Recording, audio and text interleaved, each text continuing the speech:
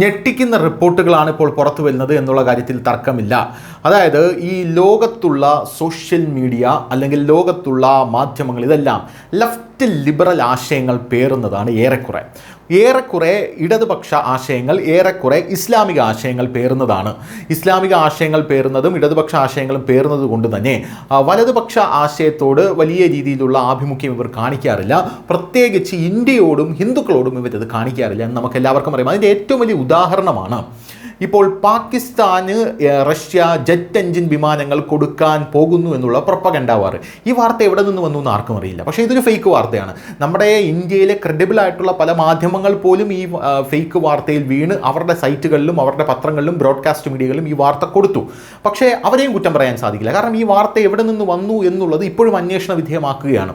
അതുകൊണ്ട് തന്നെ ഈ ഇത്തരത്തിലുള്ള വാർത്തകൾ പടച്ചുവിട്ട് രണ്ട് രാജ്യങ്ങളെ തമ്മിലുള്ള സൗഹൃദത്തെ തകർക്കാനുള്ള ശ്രമമൊക്കെ ഇവിടെ നടക്കുന്നുണ്ട്. അതൊക്കെ ഈ മാധ്യമങ്ങളെല്ലാം തന്നെ ഇടത് എക്കോസിസ്റ്റത്തിൻ്റെ അല്ലെങ്കിൽ ഇസ്ലാമിക് എക്കോസിസ്റ്റത്തിൻ്റെ ഭാഗമായി നിൽക്കുന്നത് കൊണ്ടാണ് എന്നുള്ള കാര്യത്തിൽ തർക്കമില്ല. അതിന് കൂടുതൽ തെളിവ് ഇപ്പോൾ പുറത്തു വന്നിരിക്കുകയാണ്. ഈ വിക്കിപീഡിയ എന്ന് പറയുന്ന നമ്മളെപ്പോഴും ആശ്രയിക്കുന്ന ഒരു സെറ്റപ്പ് ഉണ്ട്. ഈ വിക്കിപീഡിയ എന്ന് പറയുന്നത് അതിൻ്റെ കോ ഫൗണ്ടറായിട്ടുള്ള ലാരി സാങ്കർ ഇപ്പോൾ പറഞ്ഞിരിക്കുകയാണ്. അദ്ദേഹത്തിൻ്റെ ഒരു ഞെട്ടിക്കുന്ന വെളിപ്പെടുത്തൽ വന്നിരിക്കുകയാണ്.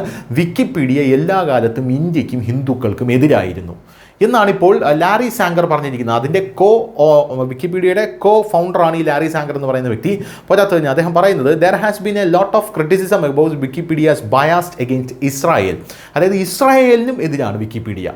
ഇത് വിക്കിപീഡിയ പക്ഷേ പുറത്ത് പറയില്ല. പല ആൾക്കാരും കോട്ട് ചെയ്യുന്നതും വിക്കിപീഡിയയാണ്. വിക്കിപീഡിയയിൽ അങ്ങനെ പറയുന്നുണ്ട്, ഇങ്ങനെ പറയുന്നുണ്ടെന്നൊക്കെ. പിന്നെ there is less talk about Wikipedia's bias against Hindus but the evidence is there to Larry സാങ്കർ.